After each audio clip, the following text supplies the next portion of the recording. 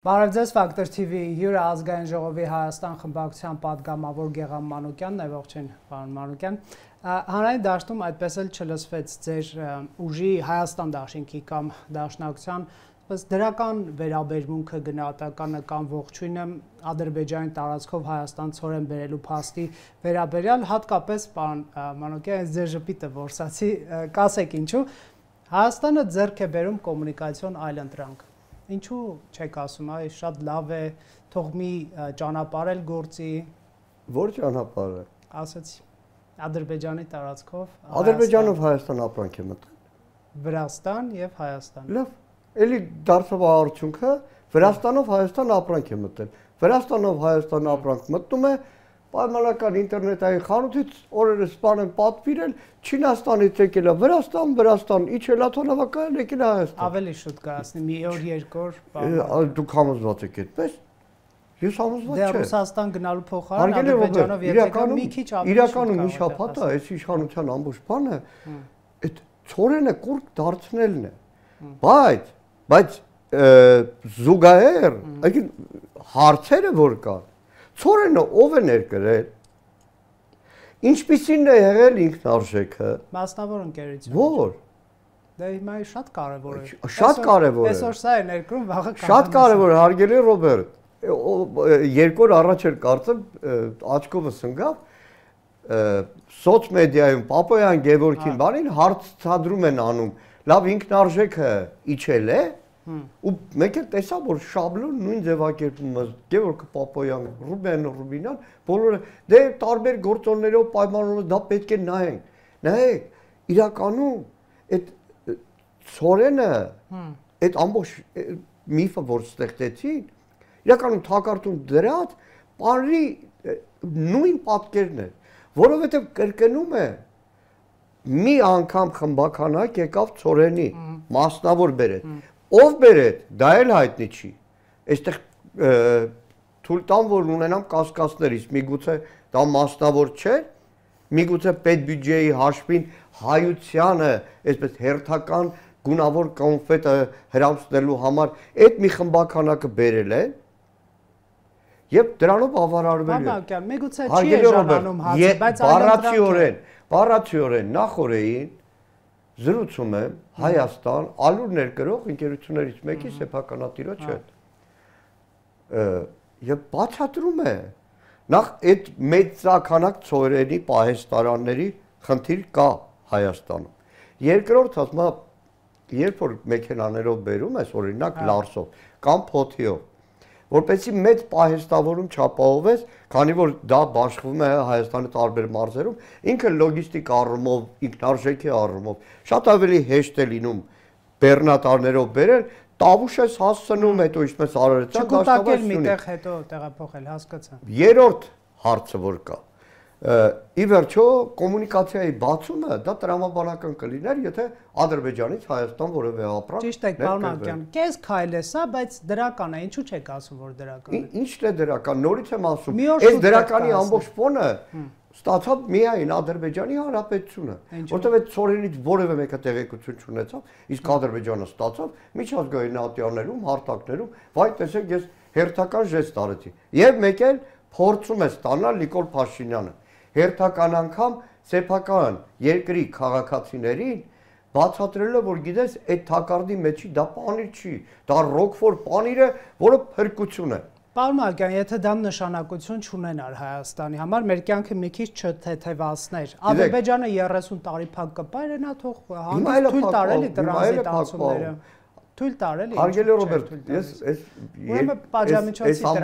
վայ տեսեք պատմական դեպքա Վրաստանից, Ադրբեջանից եկավ ցորենը, ակամայից հիշում եմ ֆուտբոլային դիվանագիտության օրերին, թե մթնոլորտը լրիվ այլ էր, հայ ժողովրդին մերձ իշխանական եւ իշխանական շրջանակները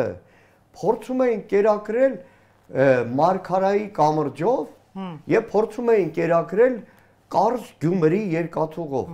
Այսինքն համարյա երկնքից իջած մանանա էին ներկայացնում։ Բայց լավ կլինի, եթե բացվի Մարգարայի կամուրջը եւ Կարս Գյումրի երկաթուղին, պարոն Մանուկյան։ Դեմ չեք։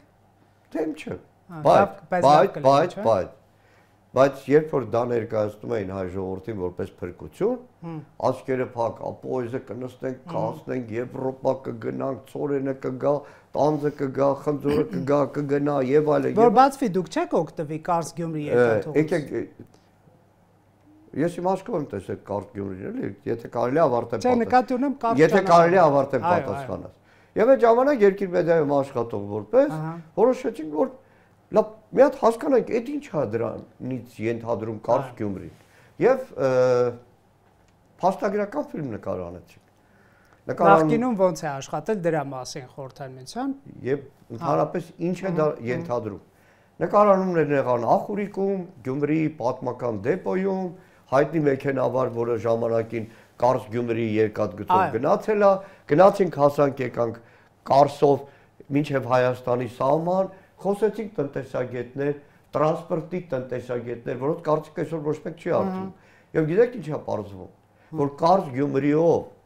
հաշվի առնելով Կարսից մինչև Էրզրում, մինչև Նավահանգիստ, մինչև Տրապիզոն, այդ երկաթուղու լանդշաֆտը, ռելիեֆը եւ այլն, շատ ավելի ինքնարժեքը թանկ էր։ Ծովով հասնես Տրաբզոն, այնտեղից երկաթգծով գազ մտնես Հայաստան, քան Բաթումով այն լոգիստիկ ուղին, որ կա, որն օգտագործում է։ Բնականաբար հետագայում որևէ բիզնեսմեն դրանից չէր օգտվելու։ Որևէ մեկը չէր օգտվել։ Կնեք, մենք կոնսենսուս ունենք, չէ՞, որ թուրքերը, ադրբեջանցիները նախորդ տասնամյակներն ուզեցել են պատժել Հայաստանը եւ տնտեսական վնասներ բերել։ Եթե ձեր ասածով իրենց ճանապարհով ավելի թանկ է լինելու։ Է բացեին մենք էլ միամտաբար օգտվենք այդ ճանապարհից, ավելի վնասներ անենք, պարոն Մանուկյան։ Ի վերջո պետք է նկատի ունենալ եւ Թուրքիայի եւ Ադրբեջանի համար դա քաղաքական հարց է։ Ես շարունակում եմ, երբ որ Նիկոլ Փաշինյանն մի հատ թռուցիկ ունի, ընդ որում տարբեր տեղեր, տարբեր որը ոսկեգույն քարտեզը։ Չէ, բան է, խաղաղության խաչմերուկ իր ասածը։ Ընդ որում նկատում եմ, որ տարբեր տեղ, տարբեր բովանդակության քարտեզ է։ Կառաջարկեմ նաև օտարլեզու իմացող միջազգային հարաբերությունների փորձառու, կառաջարկեմ պարբերաբար հետևել, թե ինչ քարտեզ է կախում Նիկոլ Փաշինյանը, որտեղ քարտեզների մի մասում դեպի հարավը նշված է որպես ծոց, Պարսից ծոց։ Որոշ դեպքերում Պերսիան գալ, Պարսից ծոց, որը քաղաքական շատ կարևոր արտաքին քաղաքական տարեպարունակում, որի մասին բարձրաձայնել իրենց մոտեցում է, եթե ամեն մեկին իրեն հաջո անվան բեր։ Չէ, Երևանում, որը ձեռի տակ ընկնում է, երկրորդ բանը որ կա, ընդհանրապես Թուրքիան երկար տարիներ աշխատել է միջազգային համակարգերում, որպեսզի իր երկիրը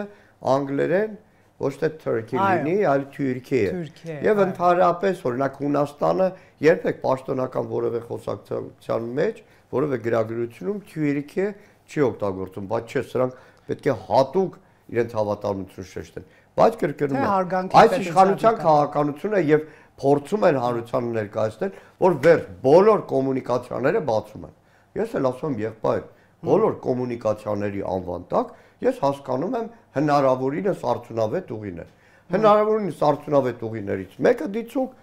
Բաքու, չգիտեմ, Գանջա,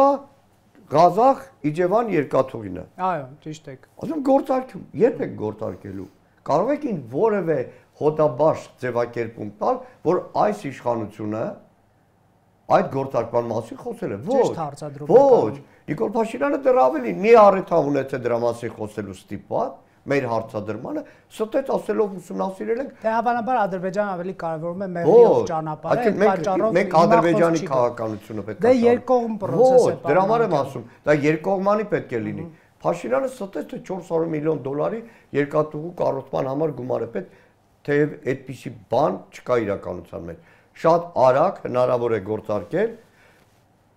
Ղազախ, Իջևան երկաթուղի։ Եթե չեմ սխալվում, սողանքների տարածքներ կան։ Չէ, այդքան տարի սողանք չկար, հիմա եղա։ Շատ Հետո գալիս է դեռ Արմանկյան, ես վերջերս Հայաստանի իշխանության լավատեսական գնահատականներն եմ լսում, որ շուտով հնարավոր է լավ նորություններ ունենանք Թուրքիայի սահմանի բացման, Կարո Փայլյանը այստեղ էր, Երևանում նաև այստեղ էր եւ չգիտեմ ինչ որ համոզմունք ուներ, որ կարող է հունվարից երրորդ երկրների համար բացվի քաղաքացիների համար բացվի։ Հետո ամբողջությամբ եկեք բայց հարցս ավարտեմ նոր։ Այս դեպքում դուք չեք ասի, այո դրական է, մենք չենք հավատում այս իշխանություններին, բայց փաստը ինքնին դրական է, եթե բացվի սահմանը, ավելի օբյեկտիվ կընկալվի էլի ընդդիմությունը, թե չէ ամեն ինչին ասել վատ է, չկա որևէ մեկը, որ դեմ լինի սահմանների բացման։ Կողջունեք, եթե բացվի Թուրքիայի սահմանը։ Այո, բայց ասեք ավարտել։ Հայաստանում չկա որևէ մեկը, որ Գրեք, ես կարող եմ վերնագիր դնել, կողջունեմ Թուրքիայի սահմանի բացումը։ Եթերն է կարևոր։ Ասեք։ Ու բայցն է կարևոր։ Ահա։ Սխալ է եւ ոչ իրականության հետ կապ չունեցող է այն թեզը, թե ընդդիմությունը դեմ է սահմանների բացման։ Ընդդիմության սահմանների բացման կողմնակի լինելու հետ մեկտեղ շատ կարևոր է պետական մտածելակերպը, քո երկրի անվտանգության մասին մտածելը, քո շահերով առաջնորդել։ Շարունակում է։ Հիմա Կարո Փալյանը չգիտեմ ինչ ասի, որովհետև իմ համար Կարո Փալյանը նույնիսկ խորհրդարանի պատգամավոր եղած ժամանակ ինքը որևէ պաշտոնական խորքային գնահատական դժվար թե կարողանար տալ։ Երբ որ ասում են հիմա մամուլում եմ տեսնում, վայ ինչ լավ է հունվարից բացվելու է երրորդ երկրների դիվանագիտական անձնագիր ունեցողների։ Երրորդ երկրների քաղաքացիների ստորակետ եւ հայ դիվանագիտական անձնագիր ունեցողներ։ Հիմա ուզում եմ հիշեցնել, այդ ձևակերպումը երբ առաջին անգամը չէր։ 21 թվին։ Ռուբինյան Քլեչ բանակցությունների արդյունքում կա 22, այո։ 22 թվականին։ Ավելի 22 թվականին առաջին հանդիպմանը Ռուբինյան Քլեչ ոգևորված երկու հաղորդագրությունում կար առանց նախապայման։ Մենք ասում ենք ժողովուրդ սուտ եք ասում, նախապայմանները կային։ Նախապայման մեկը Արցախում օկուպացված իրան ձևակերպման տարածքների ձորքեր հետ կաշելը որ կատարվել է, նախապայման երկու Ադրբեջանի հետ հարաբերությունների կարգավորումն է, ցեղասպանության հարցը միջազգային դիվանագիտական օրակարգից անելն է, եւ այն ժամանակ էլ ասում ենք չի լուծվելու Թուրքիայի հետ թնջուկը, հայ-թուրքական թնջուկը, մինչեւ այդ նախապայմանները չկատարվեն։ 22 թվին Էլի Ռուբինյանը եկավ, բարաթը ձեռ ասեց, վերջ, որոշել ենք, որ դիվանագիտական անձնագրեր, երրորդ երկրներ, տրանսպորտային միջոցներ հասել ենք 26 թիվ, ուր է դա։ Ռուբինյանին վերջերս այդ հարցը տալիս են, թույլ տվեք հիշեցնել ինչ էր ասում։ Ասում էր, ես 3-4 տարի է զբաղվում եմ, ճիշտ է, չկա արդյունք, բայց անեիք պարոն Մանուկյան, 10-20 տարի դուք իշխանության եք, ՀԿ-ի։ Անեինք, մենք ասում եմ, ես 3 տարի հա չեմ կարող։ Ասեմ, նախկին տարիներին դա չի հաջողել պարզ մի պատճառով, որտեղ Հայաստանը չի ընդունել թուրքական նախապայմանները։ Ռուբինյանը ընդունել է թուրքական նախապայմանները, նույնիսկ այդ ընդունելուց հետո Թուրքիան 22 թվականի խոստանում էին, որ անեն։ Չեղավ։ 23 թվական մոռացան, 24 թվական մոռացան, 25 թվական մինչև կեսեր մոռացան, մինչև հայտարարվեց, որ Ադրբեջանի հետ Հայաստանը ոնց որ համաձայնության է հանգել։ Դրանից հետո Թուրքիան ոչ թե ասեց հալալա ձեզ, ես բացում եմ սահմանը, այլ ասեց շատ լավ նշան է, տեսնեմ այս նշանը մինչև ուր է հասնելու։ Դրա համար կրկնում եմ, Թուրքիան գործել է նախապայմաններով։ Մի խոսքով կարող եմ դնել կողջունեմ Թուրքիայի սահմանի բացումը կետ Գեղամ Մանուկյան վերնագիր։ Կարող եմ պարոն, բայց ասեցիք այո, այնտեղ ասեցիք։ Երկուսով լրագրող են։ Ասեցիք երկուսով լրագրող են։ Ասեցիք իմ այո։ նախադասությունը ամբողջությամբ դրեք։ Այդ դեպքում ասեմ օքեյ։ Բայց մի 4 րոպե տևեց հետո։ Թե Եթեն ինչ էր, եթե դա լիներ առանց նախապայմանների, որը ցավոք սրտի եղավ։ Շնորհակալ եմ։ Տեսեք, ընդդիմության հատկապես դաշնակցության, ես վստահ եմ, այս մեղադրանքը երևի ամենուրս մենք ընդունում ենք մի բան։ 22 թվականին Քլեչ Ռուբինյան հաղորդագրությունից հետո Հայաստանի իշխանությունն ասեց, տեսեք առաջին առաջընթացը եւ ստեցին նրանք։ Խաբեցին, որովհետեւ 25 թվականի նոյեմբեր ենք դեռ չեն կատարել այն խոստումը, որը 22 թվականին արձանագրվել է։ Ես հաճախ եմ լսում ձեր ուժի հասցեն քննադատություններ, երևի դուք ինձնից 6 անգամ հաճախ եք լսում, պարոն Մանուկյան, լինելով այդ ուժի ներկայացուցիչ, որ դուք պատերազմամետ ուժ եք, հա, այսինքն ոչ իրատեսական, առավելապաշտական, էմոցիոնալ, այո, մեր այսպես երազանքներից բխող բաներ եք ասում, բայց այսօրվա իրողությունը դրանք չլինող են, հա։ Եվ հասկանալով, որ չլինող են, դրանք առաջ եք քաշում, ասենք արցախցիների վերադարձ, հա, իրավունքի հարցը առաջ եք քաշում, բայց այդ իրավունքը պետք է իրագործվի, պայմանները չեն երևում, ոնց պետք է իրագործվի, կամ պնդում եք, որ 17 կետերով համաձայնագիր պետք է ստորագրվի, այն դեպքում, եթե գերիները վերադարձվեն, Ադրբեջան դուրս գա Հայաստանի տարածքից եւ այլն, Մինսկի խումբը գործի, ինչպես նշեցի, Արցախի հայերը վերադառնան եւ այլն, այ ինչպես կպատասխանեք այս մեղադրանքին, ինչու եք դուք այս թեզերը առաջ քաշում, արդյոք իրականությունից կտրված չէ։ Իրականում այդպիսի քննադատություն ես չեմ լսում, բայց այդպիսի մանիպուլյացիա տոտալ իշխանության կողմից իրականացվում։ Ինչպես։ Սուտ է։ Այո, սուտ է։ Մի քանի պատճառով, նախ հոգեբանական առումով։ Չկա աշխարհում որևէ մեկը,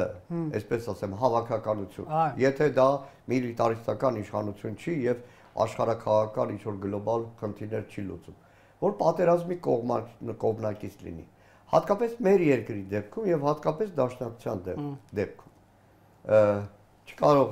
մեկը կողմնակից լինել պատերազմի, երբ որ այդ պատերազմներում իր անդամներից հարյուրավոր զոհեր են ունեցել եւ անդառնալի ու թանկագին զոհեր։ Բայց այդ դիլեման որ կար, որ 21 թվականին իշխանությունը ընտրությունների ժամանակ փորձեց խաղարկել, այ եթե մեզ ընտրեք խաղաղություն կլինի, այ եթե ընտրեք իրենց պատերազմ կլինի։ 26-ին էլ են խաղարկելու ձեզ նորություն ասել։ Ժողովուրդը ընտրեց այս իշխանությանը 21 թվականին։ Խաղաղություն եղավ։ Չէ, շատ ողբերգություններ եղան, բայց այս ողբերգություններից հետո երբ որ էլի առավելապաշտական օրակարգ է դերում, մարդիկ մտածում են կարող է էլի ինքնենք ողբերգություններ մեջ բանել։ Նայեք, այդ տրամաբանությամբ եկեք հենց հիմա այս խմբագրությունն էլ փակենք, ամեն մեկս մի հատ ճամպրուկ վերցնենք, ես բոլոր աշխատող երեխեքին վերցնենք, ասենք թողնում ենք գնում ենք, որովհետև մեկը ինչ էլ դու զիջես, շարունակելու են պահանջել։ 21 թվականին խաղաղության դրոշով եկան, 22 թվականի սեպտեմբերյան օկուպացիան եղավ, սեպտեմբերյան պատերազմ, ամբողջ սահմանի երկայնքով։ Դրանից առաջ էլ եղան, էլի ռազմական օկուպացիոն գործողություններ։ Դրանից հետո եղավ 23 թվականի սեպտեմբեր 19-20-ի ադրբեջանական ագրեսիան։ Ինչ արեց Հայաստանը սեպտեմբեր 19-20-ին։ Ասեց գլխանց հայտարարեց, ես կապ չունեմ, ժողովուրդ ջան, մենք չենք խառնում այս ռազմական գործողությունը։ Ուզում եք պատերազմի մեջ մտնել Հայաստան պարմանքին։ Դե ձեր ասացի հակառակը միջամտել կրեք, դե դիլեմա է, հա կամ միջամտում ես կամ չէ, սրանք չեն միջամտել։ Դուք ուզում եք որ միջամտեն։ Կյանքում մարդ չեք սպանի։ Վստահ եմ դուք պատրաստ չեք, դուք մտքի անգամ մեկ ծայրով չեք էլ մտածի, որ ինչ որ մի պահի դանակը կարող է վերցնեք, մեկի փորը մտցնեք, չէ՞։ Հա։ Բայց Աստված հերոտան, լավ եսին վրա եմ ասում։ Բայց երբ որ մեկ էլ ինչ որ ավազակ մտավ իմ տունը, ոտնձգություն կատարեց ընտանիքից որևէ անդամի, այդ դեպքում ես ինչ պետք է անեմ։ Ես մտածեմ, վայ տեսեք, վաղը Ռոբերտը ինձ հարցազրույցում ասի, պարոն Մանուկյան, ինչպես եղավ դու դանակը վերցրեցիր ու մտցրեցիր մեկի փորը։ Այդ պահին ես իմ ընտանիքի անդամին պաշտպանելու համար պետք է անեմ ամեն ինչ, որ հետո հաղորդման գալուց Ռոբերտը կամ Համարան Հակոբյան չասեն 1000 գեղամ թքեն քո երեսին, մտավ ավազակը քո տունը, դու քո մենակ հետագա իմիջի համար ես մարդ չէի խփում, թողեցիր որ քո ընտանիքի անդամը սպանվի ես։ Իսկ դուք մտածել եք որ մեզ միտումնավոր սադրում են այդ պատերազմով, որպեսզի մտնենք պատերազմի մեջ, գրավեն, ասենք Սյունիք օրինակ կարելի ասել ավազակը մտնում էր մեր տուն, որպեսզի Չէ, համեմատությունը մի քիչ տարբեր է, շատ տարբեր է։ Շատ տեղին համեմատություն է, բայց շարունակելով Այսինքն դուք կսպանեք, ինչքան ավազակ մտնի, հաստատ կսպանեք։ Չեք փորձի ինչ որ ավելի փափուկ մեթոդներով նրան շպրտել ձեր գլուխը ջարդել, բայց հա, գոնե ջարդեք, ոչ թե սպանեք միանգամից էլի։ Տվյալ դեպքում գլուխը ջարդելը ենթադրելի է, որ այդ տեսեք, ինքը սադրում է ձեզ, որ իրեն սպանեք եւ գնաք բանտ նստեք, որպեսի վնասի իմ հարազատին սադրում է։ Եվ դուք գնաք բանտ նստեք։ Արդյոք Հայաստանի իշխանության քաղաքականությունը այդ պահին ճիշտ չէր։ Այո, շատ էմոցիոնալ ֆոն էր։ Այո, շատ բարդ է տեսնել, ինչպես են մեր հայրենակիցների վրա հարձակվել, հա, բայց եթե Հայաստան մտնում է պատերազմի մեջ, պարոն Մանուկյան, ստացվում է նա էլ կարող էր գրավել Սյունիքը, չէ՞։ Հարգելի Ռոբերտ, ցույց տուր որևէ երկիր, որի դեմ կամ որի մի հավաքականության դեմ հանդինս արցախայության տեղի է ունենում ռազմական ագրեսիա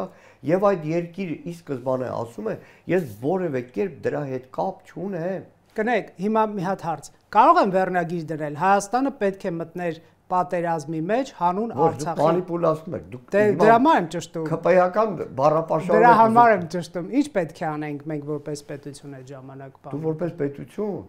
22 թվականի հոկտեմբերի 6-ին ձեռքերը չպետք է լվայել։ Հիմա լվացել պրծել են Ադրբեջանը հարցակ պահե եկել։ Ամեն անգամ այս բաժակը ջարդելուց հետո ասենք դե լավ բաժակը ջարդել։ Պահե եկել էր պարոն Մանուկյան, Ադրբեջանը ապօրինի ձևով զավթում է Արցախի։ Իշխանությունը ինչ պետք է ան, ասենք պարոն Ռուստամյանը, ես չեմ սխալվում, իրոք ես լսել եմ այդ նստը, միակ դաշնակցականներ, որ հարցեր տալիս, ինչու մենք չենք միջամտում, հա։ Հա, դուք կիսում եք նրա տեսակետը։ Ես դες ասեմ։ Նա միակն էր, այո, որ Ես դες ասեմ։ այդ հարցը տալիս։ Ես դες ասեմ։ Ասեք։ Իրավունք չունեմ իհարկե գաղտնիք, պետական գաղտնիք բացահայտել, բայց այնպես ձևակերպել, նայեք, երկիրը, ընդհանրապես երկրները ունենում են իրենց պլանավորումը։ Ինչ պետք է անել, եթե սա լինի։ Ինչ պետք է անել, եթե սա լինի։ Որի մեջ մտնում է նաև զինված ուժերը, ինչ իրավիճակում ինչպիսի գործողություններ պետք է անել։ Ինչ պետք է աներ Հայաստանի զինված ուժերը, երբ որ Ադրբեջանը ցեղասպանություն էր անում Արցախում, պարոն Մանուկյան։ Էթնիկ զտում։ Ես փակագիծ չբացելով ասեմ, Հայաստանի Հանրապետության Անվտանգության խորհուրդը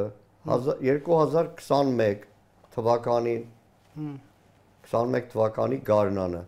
հետո 2022 թվականին Անվտանգության խորհրդի մակարդակով ընդունել է պետական փաստաթուղթ, որը ձևակերպվում է համայնքի փաստաթուղթ է ցանկացած երկրի համար զինված ուժերի կիրառման պլան։ Ինքը ենթադրում է հետևյալը. եթե օրինակ սցենարներ են նշում, հա։ Ինչպես։ Սցենարներ են նշում, որ դեպքում պետք է կիրառվի։ Որը Անվտանգության խորհուրդը վավերացրել է։ Այո։ Եվ դա պարտավոր է զինված ուժերի ղեկավարությունը կատարել։ Ցանկացած շեղում այդ գործողությունները իրականացնելուց նաև նշանակում է հանցավոր անպուտություն կամ անտարբերություն կամ, չգիտեմ, դավաճանություն տարբեր ձևակերպումներ։ 23 թվականի սեպտեմբերի 19-ին այն ինչ որ կատարվում էր Արցախում, Հայաստանի Հանրապետության զինված ուժերի գործողությունները ամբողջությամբ հակասում էին Հայաստանի Հանրապետության ազգային անվտանգության խորհրդի կողմից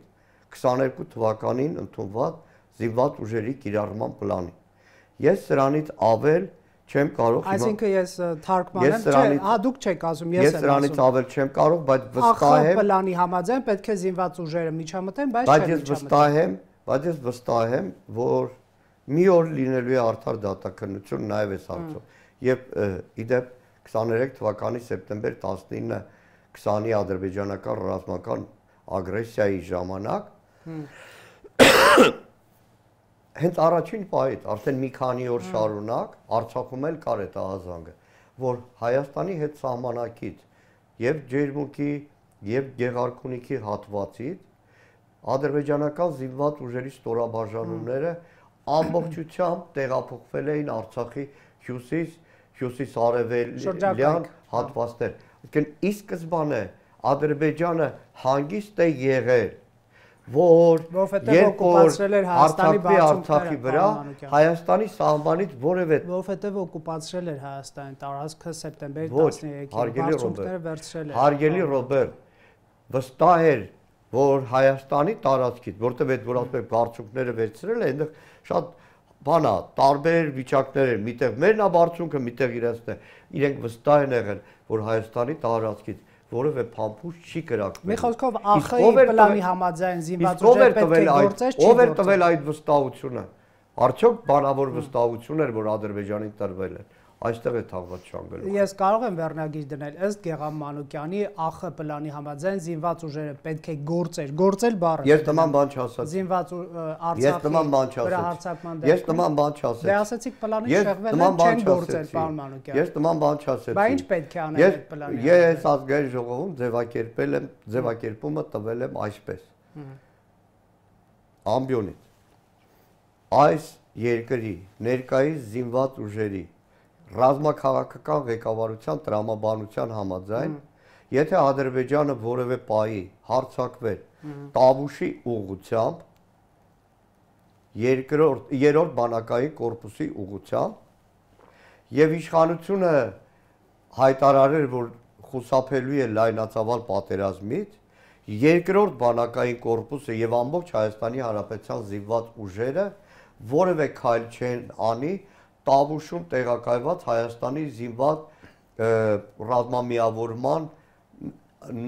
աջակցություն ցուցաբերելու համար։ Ինչու է այդպիսի համոզվածություն։ Լրիվ այդ դրա մասին է խոսքը։ Դավաճաններ են։ Սա բաց եթերը դրանից ավել չեմ կարող ասել։ Եթերից հետո կփորձեմ բացատրել։ Ահա, շատ լավ, այսինքն կկտրեն թիկունքը Տավուշի զորամիավորման։ Չէ, նորից եմ ասում։ Չեն աջակցել։ Եթե հարձակվեին Տավուշի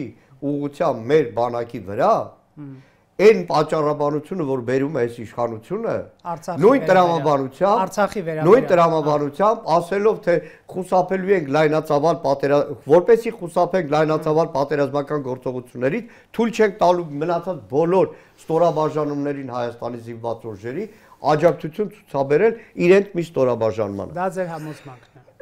Այո։ Ձեզ համար Իջևանի եւ Ստեփանակերտի մեջ իրավական առումով ոչ մի տարբերություն չկա, պարոն Մանուկյան։ Եղել է։ Չկար։ Եղել է։ Չկար։ Եթե կար, բանիկոն ցավոք սրտի Արցախի միացման գաղափարը մենք չենք Հարգելի Ռոբերտ, Մակում եւ այլն միջազգային հանրությանը համոզել չենք կարող։ Այնպես զարմացական եք ինձ հարց տալիս։ Եթե իրավական առումով տարբերություն եղել է, բա ինչ գործ ուներ Հայաստանի Հանրապետության պարտադիր զինվորական ծառայության նորակոչիկ Աշոտ Նիկոլի Փաշինյանը,